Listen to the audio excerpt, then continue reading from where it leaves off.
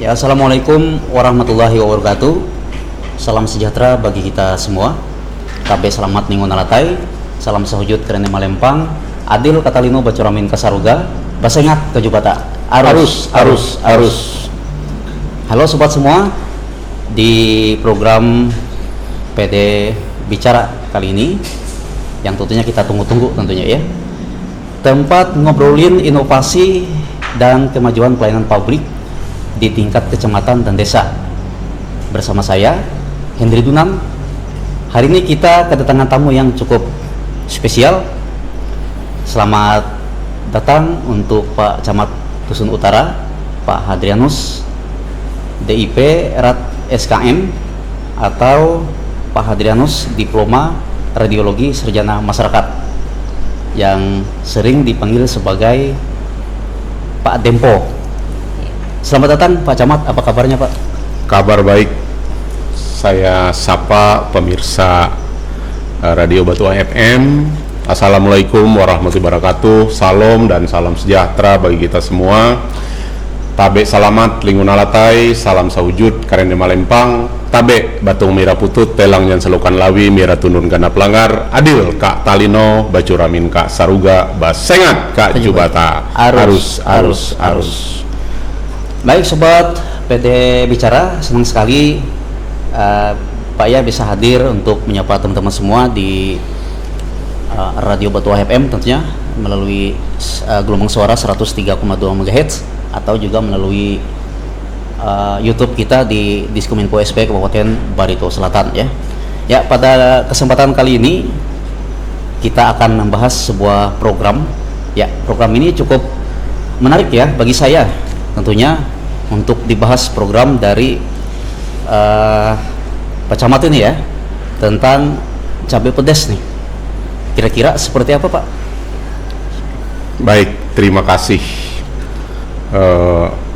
Nama atau program cabai pedas ini memang sengaja dibuat catchy ya, atau menarik perhatian biar gampang diingat. Nah, sebenarnya cabai pedas ini adalah akronim dari camat berkantor di pemerintahan desa. Jadi ini adalah sebuah inovasi pelayanan di mana saya selaku camat tidak hanya duduk di kantor kecamatan saja, tapi turun langsung berkantor di kantor-kantor pemerintahan desa yang ada di wilayah Kecamatan Dusun Utara. Dan ini kita jadwalkan 1 sampai 2 desa setiap minggu, dan camat menginap di sana. Itu nama itu memang cukup gimana gitu ya, keren gitu ya. Iya. pedes sekali. Iya. Oke Pak Camat, ketika kami mendengar program ini cukup unik ya bagi saya dan pemirsa atau pendengar Radio Batuah FM tadi, yang pedes-pedes tentunya. Iya. Ya, wah menarik banget ya. Kali ini kenapa harus turun langsung berkantor di desa camat Pak? Apa yang mendasari inovasi ini Pak sebenarnya? Baik Pak, ada beberapa alasan utama sobat sekalian yang membuat kami termotivasi untuk turun ke desa-desa, atau lebih spesifik lagi adalah berkantor. Karena turun ke desa-desa memang sudah sering kami lakukan. Nah, entah itu pembagian BLT, Musdes, maupun kegiatan-kegiatan yang lain. Tapi untuk yang ini memang kami ingin mendekatkan pelayanan. Yang pertama, memangkas jarak dan waktu masyarakat desa jika ingin berkonsultasi atau mengurus administrasi yang memerlukan koordinasi dengan pihak kecamatan. Nah, terutama desa yang kami kunjungi untuk berkantor. Yang kedua adalah untuk menyelesaikan masalah lebih cepat. membantu fasilitasi menyelesaikan berbagai kendala tata kelola administrasi, keuangan maupun pelayanan dasar secara langsung di tempat. Nah, yang ketiga adalah kami ingin membangun sinergi, memperkuat koordinasi antara kecamatan dan pemerintah desa. Memang selama ini Pak diakui dari para pendamping desa, pendamping lokal desa bahwa pemerintah kecamatan di mana era kepemimpinan kami bahwa rapat bulanan itu selalu kami lakukan, Pak. Nah, untuk berkoordinasi. Tapi ketika rapat di kantor kecamatan, ya otomatis lah yang hadir kades, kadang bersama sekdes atau bendahara. Nah, sehingga tidak semua perangkat desa itu bisa kita gali semua apa yang menjadi kendala mereka ketika menjadi perangkat desa. Nah, oleh sebab itu, dengan kami berkantor di pemerintahan desa, maka kami bisa berjumpa dengan semua kasih kaur, bahkan seluruh anggota badan permusyawaratan desa. Nah, sehingga kami bisa menggali jauh lebih dalam lagi. Demikian. Berarti apa ya, selama berkantor di pemerintahan desa, masyarakat atau perangkat desa bisa langsung berdiskusi dan berkonsultasi langsung ya Pak ya? Betul. Kira-kira betul. Ya. apa saja kegiatan utama yang dilakukan selama berkantor di desa tersebut, Pak? Iya, terima kasih Pak. Selama kami berkantor di pemerintahan desa, kegiatan kami meliputi beberapa hal. Pertama adalah koordinasi Pak tentang tata kelola arsip dan dokumen. Jadi kami bisa membantu memastikan administrasi desa tertata dengan rapi dan efisien. Kami selalu menegaskan kepada desa bahwa dokumen itu mempunyai nilai hukum, akan tetapi kalau hanya penyampaian secara lisan maka itu tidak punya nilai. Nah, oleh sebab itu baik kegiatan rapat, baik kegiatan musdes, baik kegiatan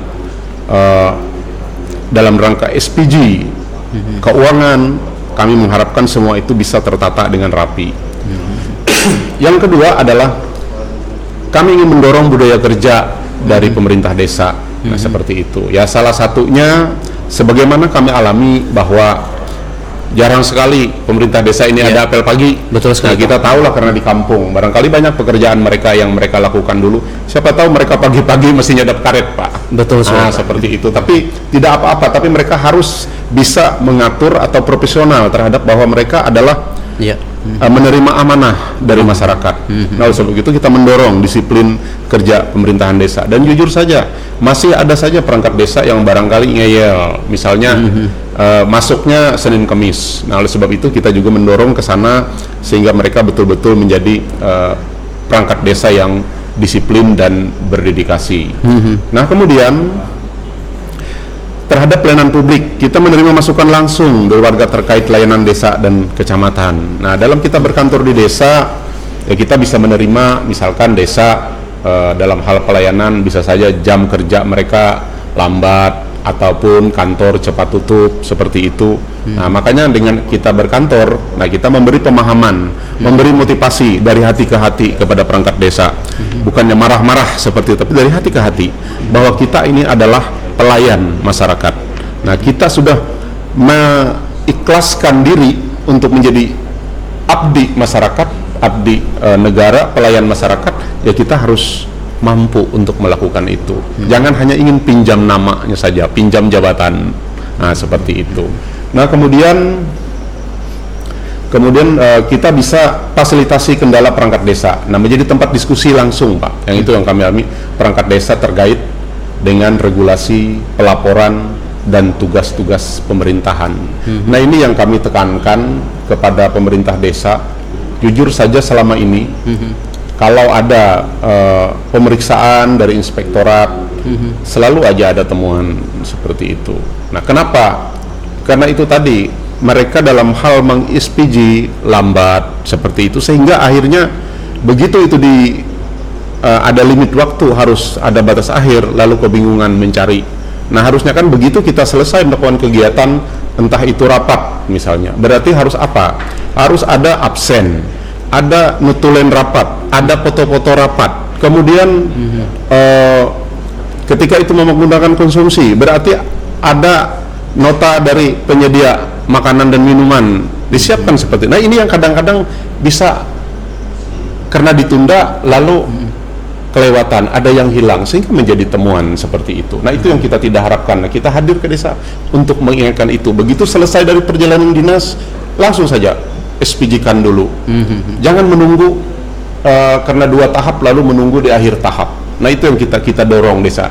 Nah, dengan disiplin mereka seperti itu, nah kami percaya bisa meminimalkan temuan-temuan dari pihak inspektorat. Nah, itu Pak. Ya.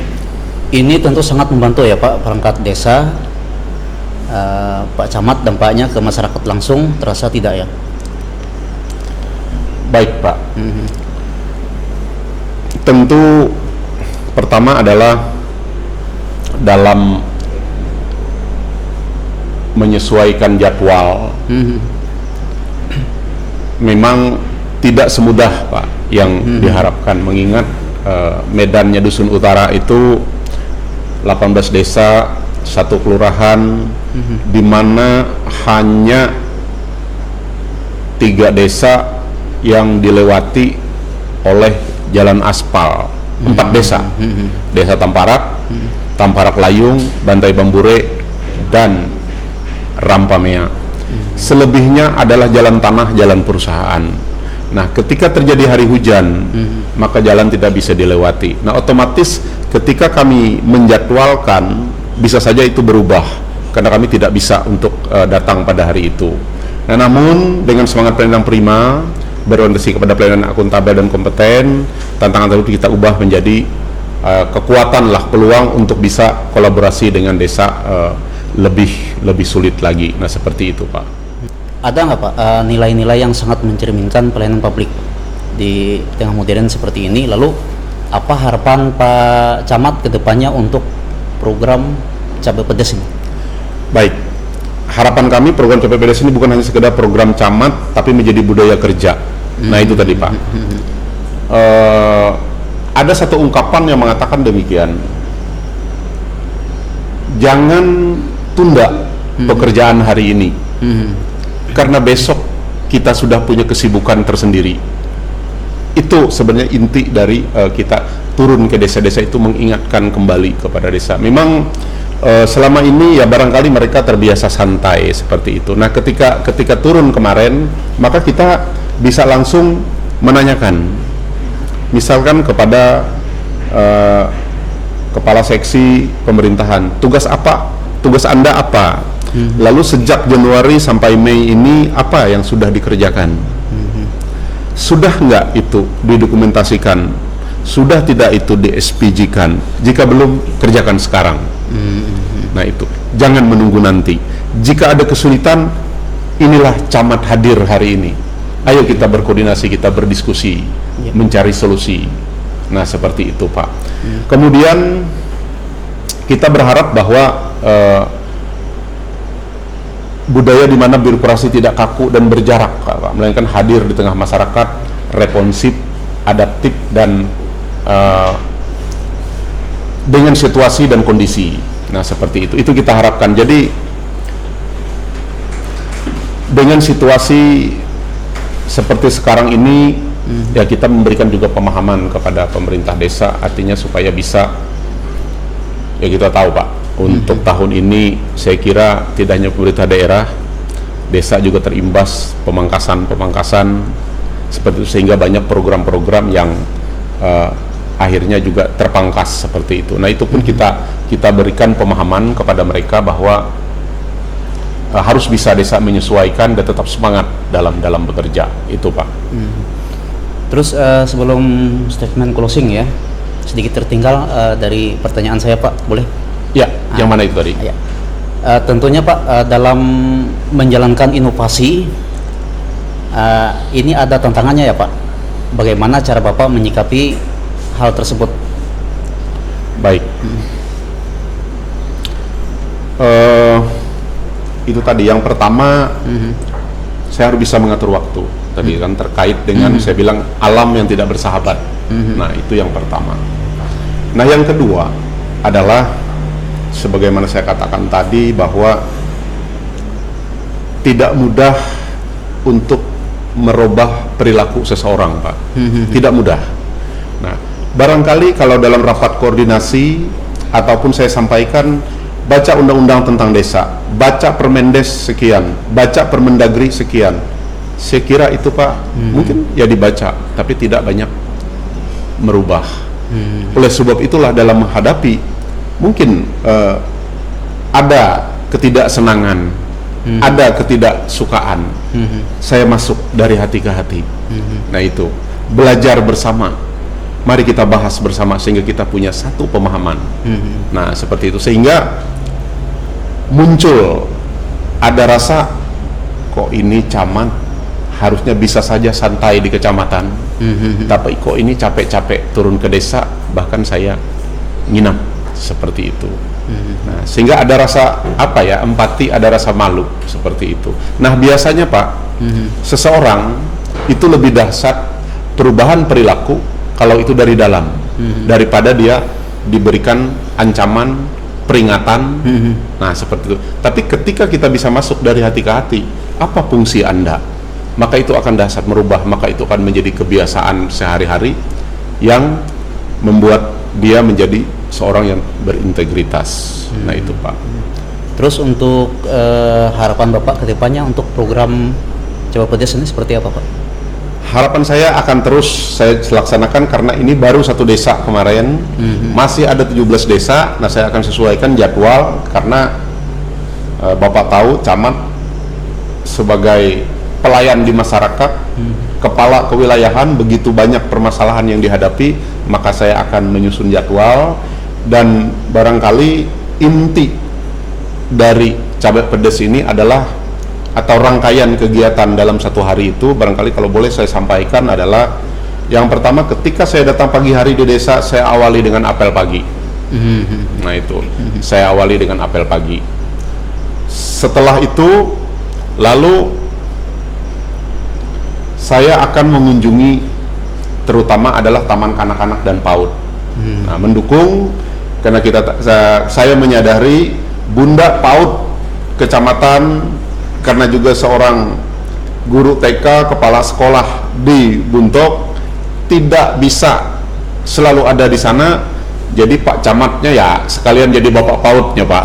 Wah, luar biasa sekali ya, pemirsa. Nah, itu jadi Bapak PAUD-nya. Nah, jadi saya datang seperti kemarin ke TK dan PAUD, kemudian berdialog dengan guru TK, lalu apa permasalahan, dan kemudian ada yang memastikan apakah anak-anak di desa usia 4-5 tahun ada tidak yang masih belum masuk karena kita tahu program pemerintah terutama dari Kementerian Pendidikan adalah wajib belajar 13 tahun. Kalau dulu itu adalah 12 tahun, Pak. SD 6 tahun, SMP 3 tahun, SMA 3 tahun. Sekarang itu ditambah harus 1 tahun minimal dia ada di taman kanak-kanak sebelum masuk ke SD.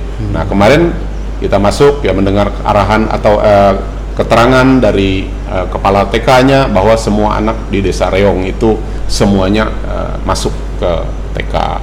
Nah, itu. Nah, setelah itu baru kita berdiskusi dengan pemerintah desa itu tadi tentang tugas dan fungsi mereka, kemudian apakah pekerjaan yang ada itu tidak ditunda. Nah, terutama Pak masalah keuangan. Kita ini jujur, kadang-kadang begitu kita membelanjakan lupa SPG. Pekerjaan kita benar, tujuannya benar, tapi lupa mendokumentasikan sebagai tanggung jawab, akhirnya jadi temuan. Nah, ini yang saya tidak harapkan. Oleh sebab itu tujuan saya adalah memastikan mereka tidak menunda pekerjaan, ketika ada anggaran itu digunakan segera di SPG. Nah, ini saya belajar pada saat masuk 2024 itu di bulan April. Di 2025 saya coba dengan rapat koordinasi setiap bulan, saya melihat masih kurang maksimal, Pak. Belum maksimal hasilnya. Nah, dengan camat berkantor di desa ini saya berharap ini lebih maksimal lagi, meminimalkan permasalahan. Nah, kemudian satu hal lagi, Pak, yang ingin saya tekankan lewat Cabai Pedes ini adalah bahwa memang fungsi camat salah satunya adalah pembinaan dan pengawasan terhadap pemerintah desa. Nah, itu salah satunya. Nah, tetapi jangan lupa di desa itu ada fungsi pengawasan yang berperan. Siapa? Dia adalah Badan Permusyawaratan Desa. Nah, selama ini saya melihat itu masih belum maksimal. Ya. Makanya kemarin kita bertanya kepada mereka, pemahaman Anda selaku anggota BPD apa? Apa yang Anda lakukan? Apakah hanya menonton? Atau membiarkan? Nah, seperti itu. Nah, itu.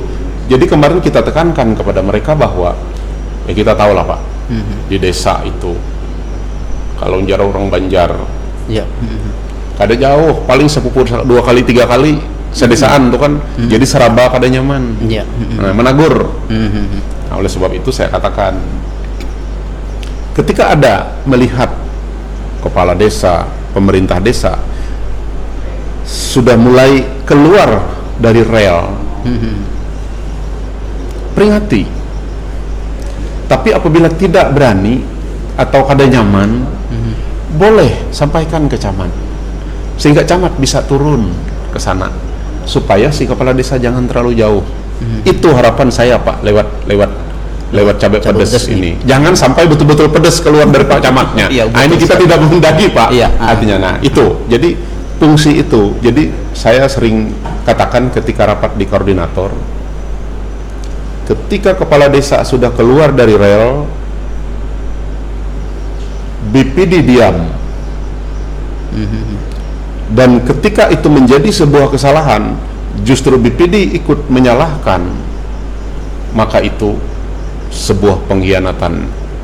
Itu saya katakan. Nah, jadi kita berharap jangan ada dusta, jangan ada mari kita kawal. Kita sudah bersedia menjadi perangkat desa, tunjukkanlah kita perangkat desa yang berintegritas. Mantap, nah, itu. Desa, nah, kemudian sore hari jika memungkinkan kita akan gotong royong dengan masyarakat membersihkan fasilitas umum. Nah, kemarin sayang hujan Pak, jadi nggak jadi kita. Nah, mau entah itu misalkan makam, rumah ibadah, atau jalan desa. Nah, itu harapan kita. Jadi gotong royong bersama camat. Nah, jadi camat betul-betul ada di tengah masyarakat. Dan malam harinya ya kita bisa ngopi santai dengan Pak Kades, dengan tokoh masyarakat. Artinya tentang apa permasalahan di desa. Nah, itu rangkaian dari kegiatan Cabai Pedes tadi dan harapan kita. Sebagai contoh bagi camat-camat yang lain atau kades yang lain mungkin ya, untuk memberlakukan yang namanya apel. Betul. Jadi saya sebenarnya sangat tertarik ya Pak ya dengan dari hasil video tersebut yang saya lihat ya, itu kok bisa gitu ya apel di desa. Betul. Boleh ditayangkan Pak Operator, kita lihat dulu cuplikannya. Luar biasa, ini diskusi dengan BPD di Reung ya. Iya. Luar biasa. Makanya di sini saya katakan dalam statement terakhir saya bahwa pengawasan tingkat pertama itu justru ada di BPD. Kenapa? Karena BPD lah setiap hari ada bersama dengan pemerintah desa. Kalau camat kan itu tadi saya bilang. Di kecamatan, kalaupun saya keliling ke desa, 18 desa, berarti butuh ada 18 hari. Dan tidak bisa tiap hari kan, makanya ini kan cuma bisa 1-2 minggu, apalagi kita ditambah dengan WFO Jumat. Nah, paling Senin, kemudian Selasanya pulang langsung ke kantor, Rabu kembali lagi. Ya kalau tidak ada, ini sudah tentang ya kalau tidak ada undangan rapat Pak dari kabupaten. Nah, itu begitu ada undangan rapat di kabupaten, berarti saya tidak bisa sesuai jadwal. Atau tiba-tiba ada mediasi sengketa masyarakat dengan perusahaan antar masyarakat, ya akhirnya tertunda. Ini suatu tantangan juga. Ya, Pak, ya? Tapi saya berusaha untuk memanfaatkan selak-selak waktu seperti itu. Makanya kita tidak jadwalkan. Begitu kita berkeinginan, 1 hari sebelumnya kepala desa saya telepon. Besok saya akan berkantor di kantor Anda. Tolong sampaikan kepada BPD. Saya berusaha jam 7:30 sudah tiba di desa Anda, dan kita diawali dengan apel pagi. Sobat desa, pemerangkat desa, pemerintah desa, mari kita bersama-sama majukan desa dan melayani masyarakat dengan sepenuh hati. Jadi obrolan dan perbincangan kita luar biasa di siang hari ini, keren banget Pak. Terima kasih Pak. Inspiratif dan sangat mengedukasi pemirsa dan pendengar Radio Botuah FM yang tentunya masih mendengarkan dan menyaksikan obrolan santai kita di siang hari ini. Terima kasih Pak Camat atas kehadirannya. Sama-sama. Mohon Pak ya untuk di-subscribe di channel YouTube kita. Baik. Di Diskominfo SPK Kabupaten Batu Selatan, dan juga untuk pemirsa yang menonton podcast obrolan santai kita. Ya. Saya atas nama Hendri Tunan dan seluruh kru dari podcast PT Bicara dan juga kru Radio Botuah FM mohon pamit undur diri. Akhirul kalam wabillahi taufiq wal hidayah. Assalamualaikum warahmatullahi wabarakatuh.